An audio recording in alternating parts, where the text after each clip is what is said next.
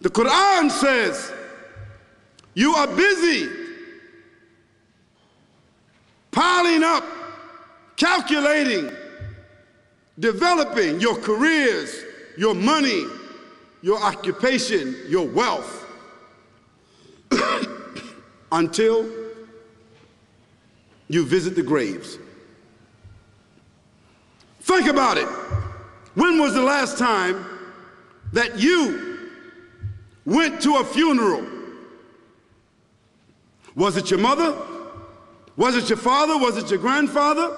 Was it your uncle? Was it your cousin? Was it your friend? Was it your wife? Was it your husband? The last time that you visited the grave, when you went to a funeral and you saw that person whom you loved that was laughing, crying, live, boasting, wealthy, educated, denying, arrogant, whatever they were. What was the demeanor of the people when you walked in that funeral home? When that person was stretched out in their last suit? What was the demeanor? Were the people cracking jokes? Were they dancing? Were they clapping and singing songs? No. Silence. Melancholy. Trauma.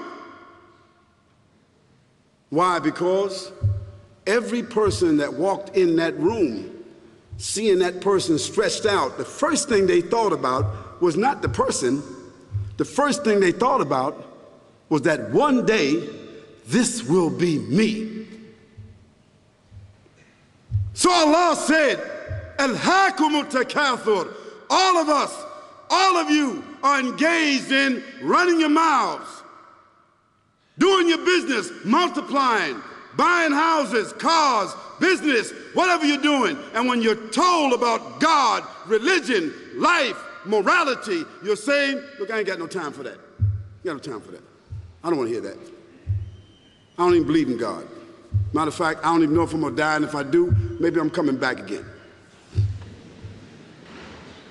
As a matter of fact, science is so sophisticated that I think really that they're on the verge of being able to solve the whole thing of death soon. We ain't got to die. If we got enough money, we don't even have to die. See how arrogant people can be until they visit the funeral house. And then after you go to the funeral house, if you got the guts, if you're able to do so, you go to the grave. And now this is another scenario. And you say to yourself, is that it? I mean, 50, 60 years, scraping, struggling, scheming, lying, stealing, fornicating, jumping up and down, begging, working, and this is the end of it? I mean, is this what's going to happen to me? Are they going to be dropping me into a hole in the ground? A hole in the ground, the same hole that a cat digs after it defecates. Just a little deeper.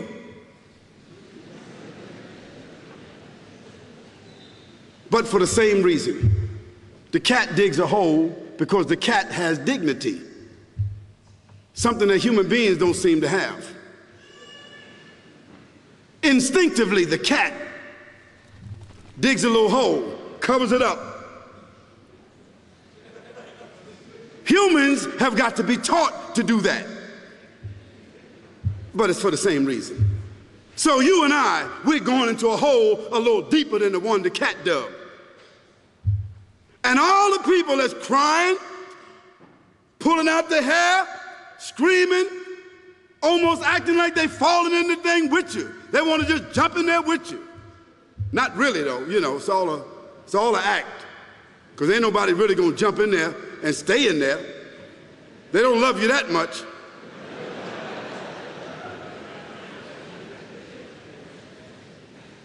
And then after all the shoveling get done, and they fill it up, and the box, you can't even see the box no more, the coffin that cost $5,000. I don't know what did they burn somebody in a $5,000 coffin for? I mean, if I was the funeral director, after they left, I would dig them back up and put them in another box and take that box back.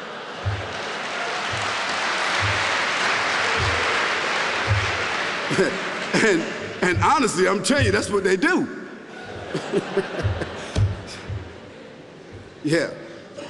So after all the money and all the drama, and they dig that hole and put you in there and cover you up, and everybody goes back to the place, go back to mama's house or daddy's house or whoever's house, and we cook some chicken or whatever it is, and we do a little dancing and drink some scotch and forget all about that person, and then we want the lawyer to come now and talk about, divvying up the spoils. So if that woman who died had a husband, somebody else is gonna marry him, you know that. And that man who died, that woman, in about 6 months or a year of grieving or whatever it is, she gonna come to understand that she needs somebody else to be with, so she gonna marry somebody, so that means if his suits are still in the closet and he can fit them, who gonna wear them? So it really means that after all this time, and the people walk away from that grave, it's over. What about that person in the grave? What's happening? Because you know and I know that death is almost like sleeping. Death is like sleeping. Your body is gone. Your body is dead. Your spirit is gone, but your consciousness is there. Yes, brothers and sisters, you and I are going to know when the people put us in that box and put us in the grave, we are going to know. Your spirit is gone. You can't shout. You can't call out. You can't say, don't leave me here. But you're going to be hearing and you're going to be seeing, because that's a different kind of consciousness. But you can't move. And in that grave, this is when the real trauma is going to begin. Because there's a reason for humans to go inside the grave. If the Creator wanted to, he could have caused us to live and then disappear into the atmosphere. But he didn't. He caused us to go into another womb called the tomb. You started out in the womb of your mother, and you wind up in the womb of the earth called the tomb. From the womb to the tomb. This is the whole trip. And this is what you have to think about. That grave is going to be a place of drama and trauma. A place where you're going to be questioned before you're resurrected. And brothers and sisters, do you think that human beings that have the ability to take a piece of earth, dig it up, irrigate it, put down seeds, plant corn, whatever the case might be. The corn comes up, they harvest the corn. Then after that, what happens? They cut it down, dig it up again, put new seeds in there, and what happens after that? Comes back up again. What happens in the winter? All the leaves fall off the trees and the earth goes dead. And what happens in the springtime? The water comes, generates the earth again, germinates all over again, new grass, new leaves, new flowers, new fruits. So Allah says, and a sign for them is the dead earth. After that, we give it life. And then you eat the fruits from that. So Allah says, the one who gave you life in the beginning, is he not able to give you life all over again in order to judge you? Yes, certainly. You may want to deny it because you don't want to be judged.